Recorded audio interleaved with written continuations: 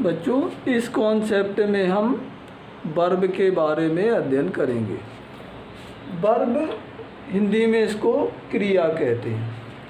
Definition है, a verb is a word which says something about a subject. A verb एक क्रिया, is a word वह शब्द है, विच सेज जो कहती है, समथिंग कुछ ना कुछ, अबाउट बारे में, द सब्जेक्ट करता है। यानी वर्ब वह शब्द है जो सब्जेक्ट के बारे में कुछ ना कुछ कहते हैं।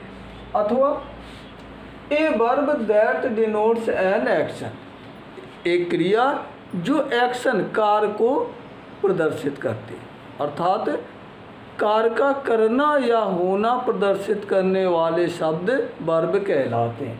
एग्जाम्पल देखें, रवि गोज टू मार्केट, जिसमें गोज शब्द आपका वर्ब हो जाएगा।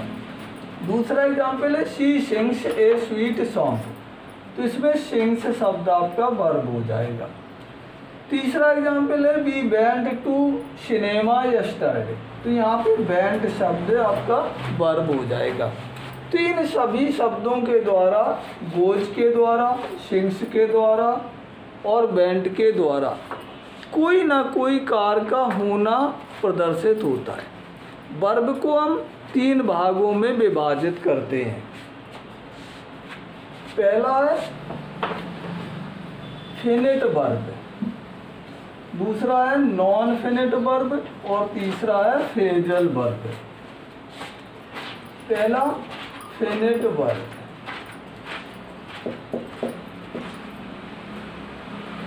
दूसरा है नॉन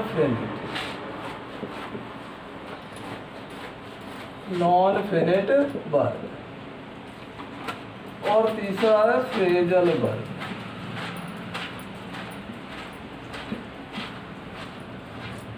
तो वर्ब को हम 3 भागों में विभाजित करते हैं, finite verb, non finite verb और फ्रेजल वर्ब। अब हम यहाँ आपको पहला फाइनाइट वर्ब के बारे में बताएंगे।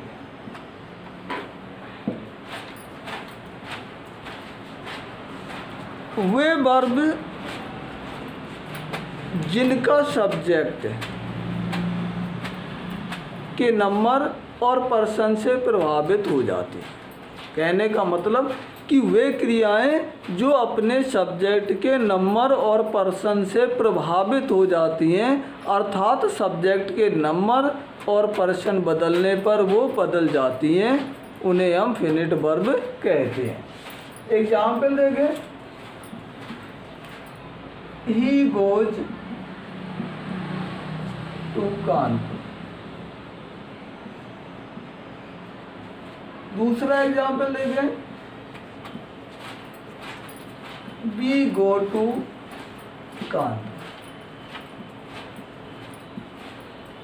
तो देखिए यहाँ पे सब्जेक्ट आपका सिंगुलर नंबर थर्ड पर्सन में है, तो वर्ब आपकी गोज का प्रयोग हुआ है।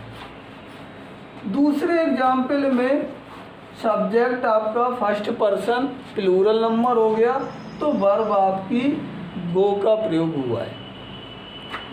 तो जो वर्ब अपने सब्जेक्ट और नंबर के अनुसार परिवर्तित हो जाती हैं, वो फाइनाइट वर्ब कहलाती हैं। फाइनाइट वर्ब को हम 4 भागों में विभाजित करते हैं। अब मैं आपको वो 4 भाग आपको शो करता हूँ।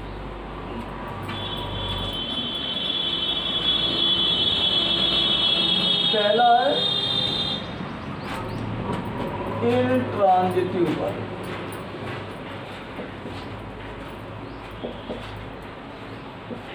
Intransitive verb. दूसरा है ट्रांजिटिव वर्ब,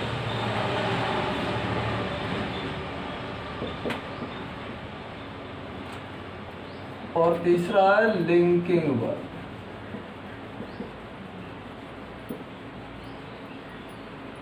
और चौथा है हेल्पिंग वर्ब।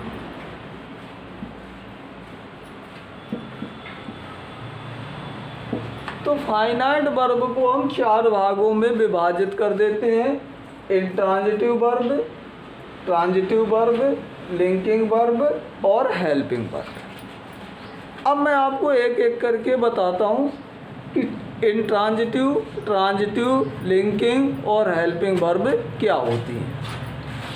तो पहले आप हेडिंग डालेंगे intransitive verb.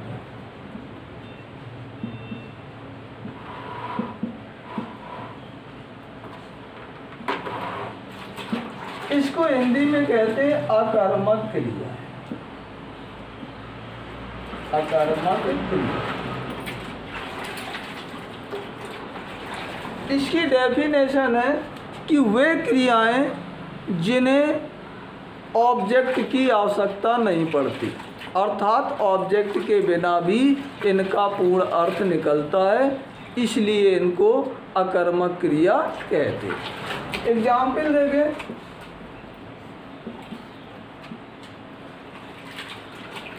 Rahul Singh,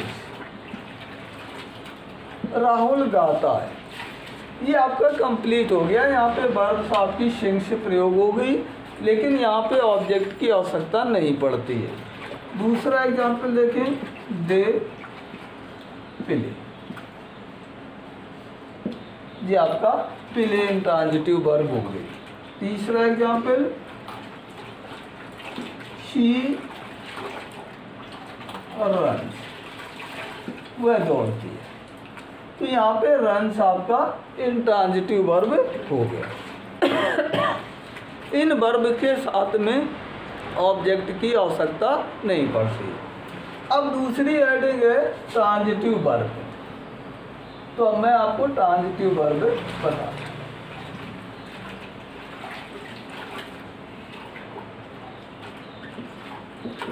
transitive verb,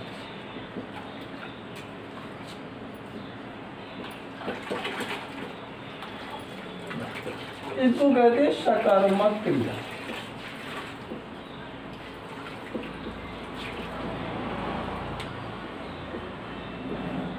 इसकी डेफिनेशन है कि वे क्रियाएं जिनका अर्थ पूर्ण करने के लिए ऑब्जेक्ट की आवश्यकता पड़ती है, अर्थात ये क्रियाएं बिना ऑब्जेक्ट के अपने अर्थ को क्लियर नहीं कर पाती हैं, अतः इन्हें सकर्मक क्रिया या ट्रांजिटिव वर्ब्स कहते हैं। एग्जाम्पल देखें, शी कुक्स द राइस। तो यहाँ पे देखिए कुक्स आपकी ट्रांजिटिव वर्ब हो गई, क्योंकि इसके साथ में ऑब्जेक्ट राइस शब्द का प्रयोग हुआ है। दूसरा एग्जाम्पल देखें,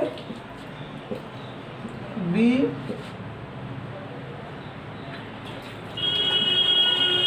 काल, यहाँ पे आपकी काल ट्रांजिटिव वर्ब है और इसके साथ में ऑब्जेक्ट हिम का प्रयोग हुआ है। तीसरा एग्जाम्पल देखें, सम बॉयज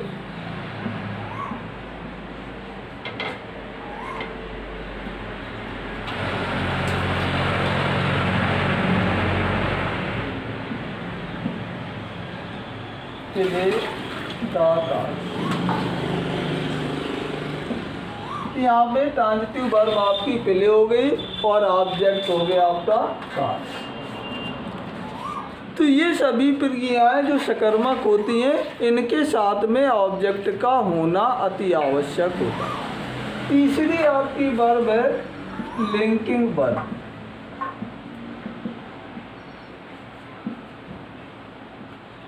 इनको कहते हैं योजक क्रिया।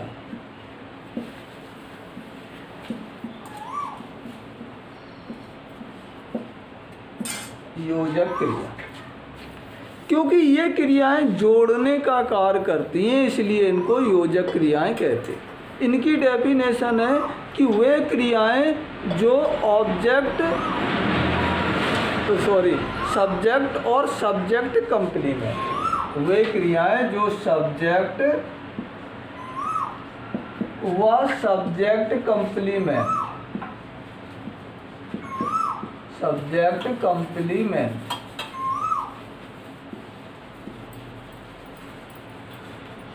को को जोड़ने का कार्य करती हैं, अतः इन्हें हम योजक क्रिया या लिंकिंग वर्ब कहते हैं।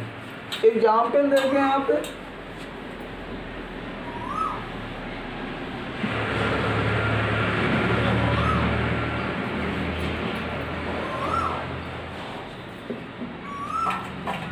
He is.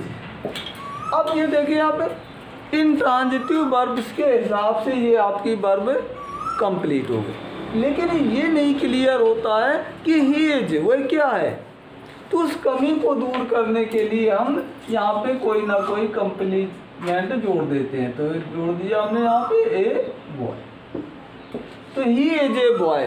तो ये सब्जेक्ट और कंप्लीमेंट को जोड़ने का कार्य करती है। दूसरा एग्जाम्पल देंगे, they made me the chair.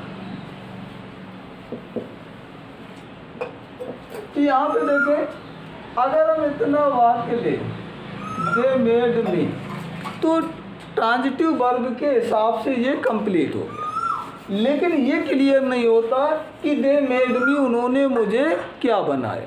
तो उस कमी को पूरा करने के लिए हमने यहाँ पे कंप्लीमेंट द चेयरमैन जोड़ दिया। तो इसका अर्थ क्लियर हो जाता है कि उन्होंने मुझे चेयरमैन बनाया। तीसरा एग्जाम्पल देखें, अरबी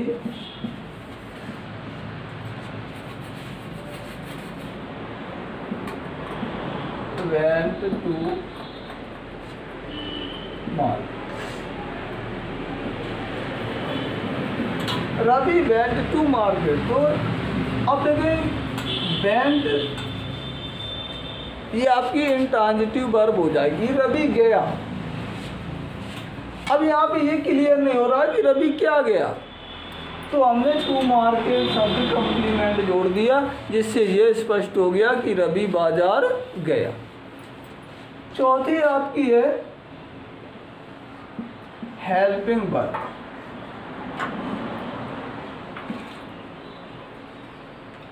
इनको कहते हैं सहायक क्रिया।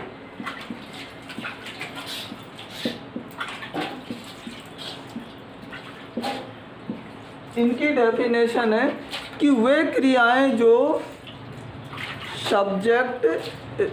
वे क्रियाएं जो मेन वर्ब की सहायता करती हैं और उनका टेंस निर्धारण करने में सहायता करती हैं। जैसे आप समझ लें कि वे क्रियाएं जो मेन वर्ब की सहायता करती हैं और उनका टेंस निर्धारण करने में सहायता करती हैं, ये आपकी हेल्पिंग वर्ब या सहायक क्रियाएं कहलाती हैं। एग्जाम्पल देखें,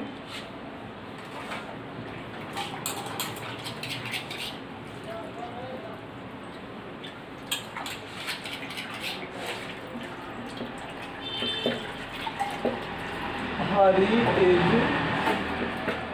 रीडिंग ए बुक।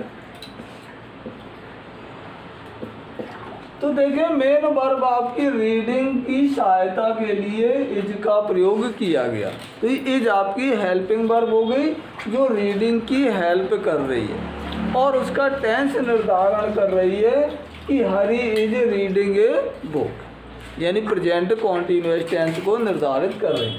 अब दूसरा एग्जाम्पल हम देखें, हरी वाज रीडिंग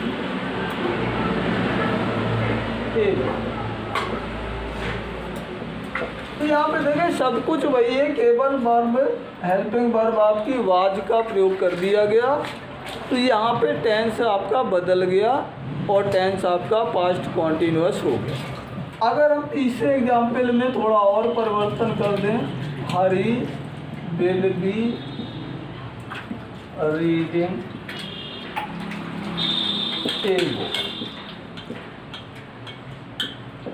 तो यहाँ पे देखें विल बी का प्रयोग हुआ और सब चीज़ें वही है, लेकिन इस विल बी प्रयोग होने से इसका टेंस परिवर्तित हो गया और ये फ्यूचर कॉन्टिन्यूअस हो गया।